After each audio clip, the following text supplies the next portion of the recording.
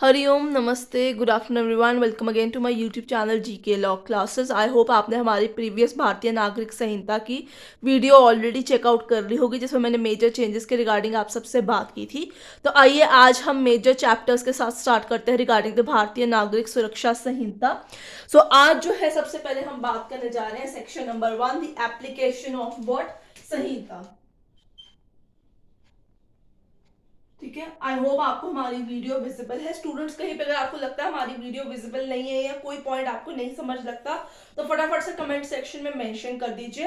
And to all दोस्त जो अभी तक सिर्फ हमारी वीडियोस और शॉर्ट्स को व्यू कर रहे हैं, so please don't just view us, subscribe us too. तभी आपको पता चलेगा कि नए क्रिमिनल लॉज के ऊपर वीडियोस और शॉर्ट्स कब और कैसे आने वाले हैं।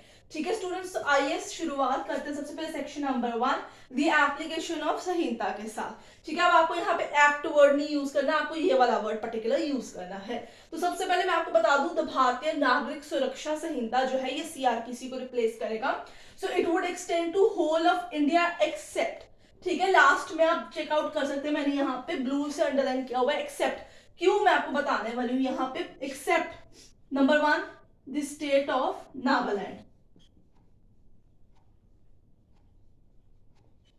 ठीक है, एंड ट्राइबल एरियाज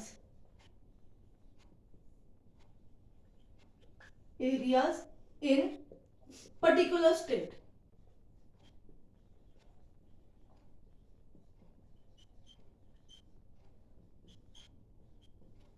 अब हम इस पे थोड़ी सी बात कर लेते हैं। ठीक है, सो होल ऑफ इंडिया में तो अप्लाई होगा, बट नागालैंड स्टेट के अंदर ये वाली संहिता अप्लाई नहीं होगी। और कुछ स्टेट जैसे असम के कुछ इलाके हैं जो पर्टिकुलर ट्राइबल एरियाज आते हैं, 6 शेड्यूल में उन्हें मेंशन किया गया इंडियन कॉन्स्टिट्यूशन के अंदर, तो उन जगहों पे ये दोनों एक्ट जो है अप्लाई नहीं होंगे। But student let me tell you, यहाँ पे भी उन्होंने छोटा सा गैप छोड़ा हुआ है। छोटा सा गैप क्यों छोड़ा हुआ है कि चाहे इन दोनों जगहों के ऊपर जो है आपका ये संहिता एप्लीकेबल नहीं होगी, बट इन दोनों चीजों के अंदर जो है यहाँ पे भी आप जब सेक्शन 1 स्टडी करेंगे वहां पे लिखा हुआ the whole of India except the state of Nagaland and tribal areas in a particular state, फिर वहां पे दोबारा एक्सेप्ट वर्ड को इंक्लूड किया गया है। अब आप कहेंगे दो दो एक्सेप्ट एक ही सेक्शन के अंदर क्यों? अब ये एक्सेप्शन सिर्फ इन्हीं 2 पॉइंट्स के लिए है कि जो चैप्टर नंबर 9 होगा, 11 होगा और 12 होगा ऑफ संहिता, वो इन दोनों के ऊपर लागू होगा। मतलब पूरी संहिता लागू नहीं होगी, सिर्फ 9, 12 और 11 नंबर चैप्टर ही इन दोनों पार्ट्स के ऊपर अप्लाई होगा। ठीक है, सारे के सारे चैप्टर्स इन पे अप्लाई होंगे, इन दोनों जगहों को छोड़ के। इन दोनों जगहों पे सिर्फ यही 3 चैप्टर्स जो है आपके अप्लाई होंगे और कोई भी संहिता का पार्ट जो है वो लागू नहीं किया जाएगा। अब चैप्टर नंबर 9 की बात कर लेते हैं। So it's talk about the security of peace and good behaviour. 11 बात करता है मेंटेनेंस ऑफ पब्लिक ऑर्डर और 12 बात करता है preventive action that is taken by police under Samhita. So I hope आपको सबसे पहले सेक्शन नंबर 1 एप्लीकेशन ऑफ संहिता समझ में आ गई होगी। ये एक बहुत ही मस्ट क्वेश्चन है, जुडिशरी हो, यूजीसी नेट हो, या अगर आप कोई भी पोस्ट ग्रेजुएशन का एग्जाम देने जाने वाले हैं या रिसर्च आपने कहीं पे स्टार्ट करनी है, आप रिसर्च के एरिया के अंदर एडमिशन ले जाते हैं किसी भी यूनिवर्सिटी के अंदर, तो जब वो एग्जाम कंडक्ट कराते हैं या वो इंटरव्यू भी लेते हैं, लेट मी टेल यू, अगर आप कोई भी गवर्नमेंट कॉम्पिटिटिव एग्जाम्स की तैयारी करें जिसमें लॉ आपकी स्पेशलाइजेशन है, तो डेफिनेटली ये जो न्यू क्रिमिनल लॉस है इसमें से क्वेश्चन पूछे जाने के 120% चांसेस रहते हैं आपके पास। और उनमें भी सेक्शन 1 से क्वेश्चन डेफिनेटली पूछा जा सकता है क्योंकि ये इन्होंने काफी ओवरलैप करके बताया है। अब आगे चलते हैं सेक्शन नंबर 2 की तरफ। उसमें है कुछ इंपॉर्टेंट, आईएमपी माने इंपॉर्टेंट डेफिनेशंस। नंबर 2 सेक्शन है। नंबर 1 एप्लीकेशन रहेगी, नंबर 2 आपकी इंपॉर्टेंट डेफिनेशंस रहेंगी। अब हम देख लेते हैं, ये मैं ब्लू से अंडरलाइन कर रही हूं ताकि आपको पता चल जाए अगला सेक्शन आ चुका हुआ है इसके अंदर। अब हम सिर्फ 2-3 कुछ इंपॉर्टेंट डेफिनेशंस पे करेंगे, उसके बाद हम अगले चैप्टर के ऊपर शिफ्ट हो जाएंगे जिसपे आज हमारा मेजर फोकस रहेगा इस वीडियो के ऊपर। सबसे पहले तो आपके पास एक वर्ड आता है कॉग्निजेबल, ठीक है, ऑफेंस। ये सेक्शन 2 के अंदर सबसेक्शन जी में दिया हुआ है। What is a cognizable offence? A cognizable offence और केस वुड मीन जहां पे आपकी अरेस्ट विदाउट वारंट हो जाएगी, where a police officer can arrest without warrant. Now students, आपने सिर्फ ये वीडियो को सुनना नहीं है, आप अपने लिए जो है नोट्स बनाने स्टार्ट कर दीजिए। जिनके पास बेयर एक्ट्स नहीं है या जिन्होंने मंगवाए हैं अभी तक आए नहीं, तो आपके पास नोट्स होने बहुत ज्यादा जरूरी है। तो सबसे पहले आप जो है आज वीडियो को यहाँ पे पॉज कीजिएगा, रजिस्टर स्टेशनरी की अरेंजमेंट कीजिए और जाके ये सारे पॉइंट्स को पेन डाउन करना शुरू कर दीजिए। ठीक है, उसमें इंपॉर्टेंट डेफिनेशन मैं 3-4 आपको बताऊंगी, मैं उसको एक ब्रेविटी के फॉर्मेशन में बताऊंगी, एक सिंपल मतलब में समझाऊंगी, तो आप वैसे ही अदरवाइज लिख लीजिएगा। सेक्शन 2 के आगे जी पार्ट में कॉग्निजेबल ऑफेंस दिया गया है which is arrest without warrant, तो आप ये चीज लिख लीजिएगा क्योंकि इस पे भी बहुत बड़ी क्वेश्चन आता है कि कॉग्निजेबल ऑफेंस या कॉग्निजेबल केस कौन सा होता है। ठीक है स्टूडेंट्स, मैं ऊपर वाला रिमूव करने वाली हूँ, आगे डेफिनेशंस में ऊपर लिखूंगी आपकी। अगली चलते हैं, अब कॉग्निजेबल आ गया तो ऑफ कोर्स नॉन कॉग्निजेबल ही आपका अगला जो डेफिनेशन है वो होगा। ठीक है, तो आप अगली हेडिंग डाल लीजिए इंपॉर्टेंट डेफिनेशंस के अंदर, नॉन कॉग्निजेबल ऑफेंस। ठीक है, so non cognizable offence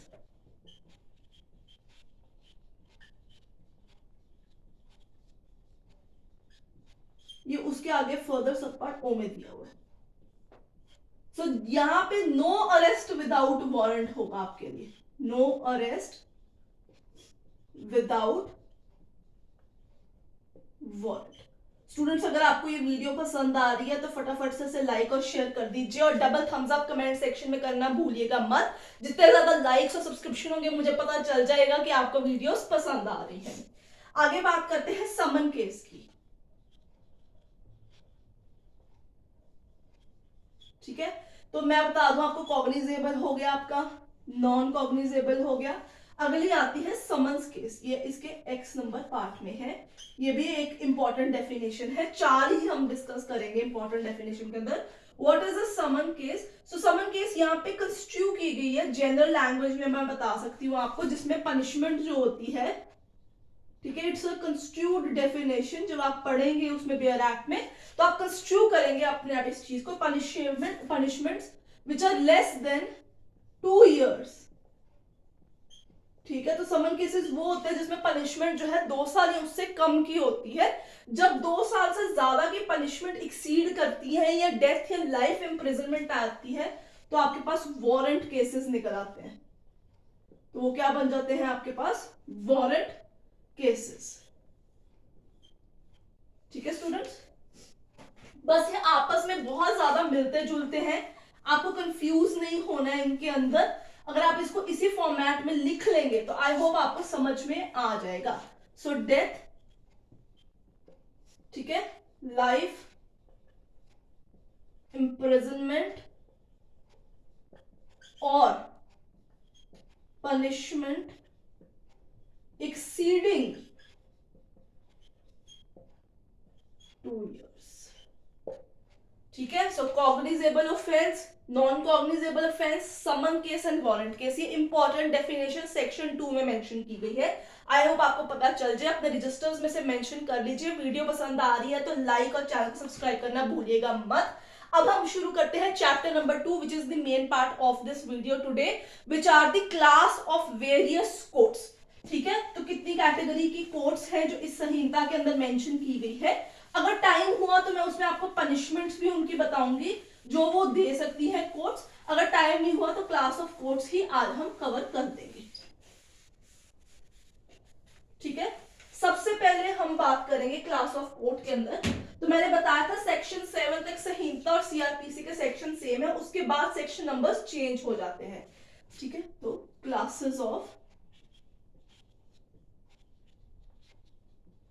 criminal courts, section number है 6। ठीक है,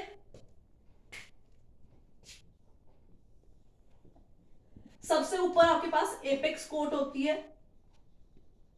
ठीक है, उनके नीचे हर स्टेट की अपनी हाई कोर्ट होती है, कहीं कहीं पे स्टेट्स की जॉइंट हाई कोर्ट भी होती है, कहीं कहीं पे एक स्टेट यूटी के कॉमन भी हाई कोर्ट होती है। तो सबसे पहले एपेक्स कोर्ट, फिर स्टेट्स की अपनी हाई कोर्ट होती है, उसके बाद आता है आपके पास डिस्ट्रिक्ट लेवल। क्या आता है आपके पास? District level. तो डिस्ट्रिक्ट लेवल में शुरू करते हैं। सबसे पहले आपके पास डिस्ट्रिक्ट लेवल में हायर एरिया से स्टार्ट करेंगे। सेशंस कोर्ट होती है, सिविल में ये डिस्ट्रिक्ट कोर्ट हो जाती है। सेशंस कोर्ट आपके डिस्ट्रिक्ट लेवल पे हाईएस्ट कोर्ट होती है। स्टूडेंट, असिस्टेंट सेशन जज की पोस्ट जो है वो ऑलरेडी अबॉलिश कर दी है संहिता ने। तो अब हम बात करेंगे 4 क्लासेस के रिगार्डिंग। तो ये सेशंस कोर्ट आपको संहिता के सेक्शन नंबर 8 में मिल जाएगी, जिसमें उन्होंने एडिशनल सेशन जज को भी इंक्लूड किया हुआ है। ठीक है, मैं आपको बता रही हूं, आप आगे लिख लेना, इंक्लूड एडिशनल सेशन जज ऑल्सो। ठीक है स्टूडेंट्स, इसके बाद जो हमारे पास आते हैं वो होते हैं चीफ जुडिशियल मैजिस्ट्रेट। ये सारी की सारी अपॉइंटमेंट जो होती है हाई कोर्ट के द्वारा होती है, स्टेट को संज्ञान देते हुए साथ में दोनों चीजें आपके पास आती हैं। ये सेक्शन नंबर 10 ऑफ संहिता में जो है चीफ जुडिशियल मजिस्ट्रेट के बारे में बात की गई है कि जब हाई कोर्ट अपॉइंट करेगी तो वो नीचे से जुडिशियल मजिस्ट्रेट क्लास 1 को जो है प्रमोशन देके उन्हें चीफ जुडिशियल मजिस्ट्रेट बनाएंगी। सेक्शन 10 में ही उन्होंने लिखा है कि चीफ जुडिशियल मजिस्ट्रेट के अंदर एडिशनल चीफ जुडिशियल मजिस्ट्रेशन की भी अपॉइंटमेंट की जाएगी इनटू द वेरियस कोर्ट्स। ठीक है, अब आगे चलेंगे। इसके बाद जो हमारे पास आते हैं वो होते हैं जुडिशियल मजिस्ट्रेट क्लास 1। ठीक है, उनके नीचे आते हैं जुडिशियल मजिस्ट्रेट क्लास 2। ये भी सेक्शन नंबर 9 में ही मेंशन किया गया है। ठीक है स्टूडेंट्स, तो ये 4 क्लासेस के रिगार्डिंग संहिता बात करता है, जो आपकी basically metropolitan magistrate, assistant session जज और जुडिशियल मजिस्ट्रेट क्लास 3 है वो अबॉलिश हो चुकी है। सेशंस कोर्ट के अंदर ही एडिशनल सेशन कोर्ट जज की अपॉइंटमेंट होगी, चीफ जुडिशियल मजिस्ट्रेट के अंदर ही एडिशनल चीफ जुडिशियल मजिस्ट्रेट की अपॉइंटमेंट होंगी, and they would be senior to judicial magistrate class 1 and 2। और सबसे सीनियर डिस्ट्रिक्ट लेवल पे आपके पास सेशन कोर्ट्स होता है। इनके इक्विवेलेंट के अंदर सब डिवीजन के अंदर जो डिस्ट्रिक्ट से छोटा लेवल होता है उसमें सब डिविजनल मजिस्ट्रेट की अपॉइंटमेंट की जाती है, जिनके नीचे आगे फर्दर एडिशनल जो होते हैं सब डिविजनल मजिस्ट्रेट आपके पास अपॉइंट किए जाते हैं।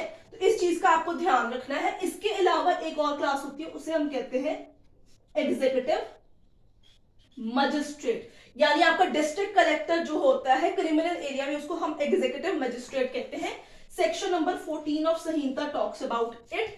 ठीक है, it is appointed by state government और उनमें से एक को ही डिस्ट्रिक्ट मजिस्ट्रेट बनाया जाता है। सब डिविजनल मजिस्ट्रेट जो होता है वो बेसिकली सब डिवीजन लेवल के ऊपर जो है बनाया जाता है। So student, these are the classes of the courts that has been discussed in this संहिता। अगर आप चाहते हैं इस पे और डिटेल हो तो आप मुझे बता सकते हैं। अगली वीडियो में मैं इसके जो है बेसिकली आपको पनिशमेंट्स के जो पावर है वो बताऊंगी। इसी के साथ लेट मी टेल यू कि परसों जो है शॉर्ट आएगा, वीडियो नहीं आएगा, तो चैनल को सब्सक्राइब कर लीजिए, तभी आपको पता चलेगा शॉर्ट कब आ रहा है। सो अगर वीडियो पसंद आई है लाइक शेयर कर दीजिए और चैनल को सब्सक्राइब करना भूलिएगा मत।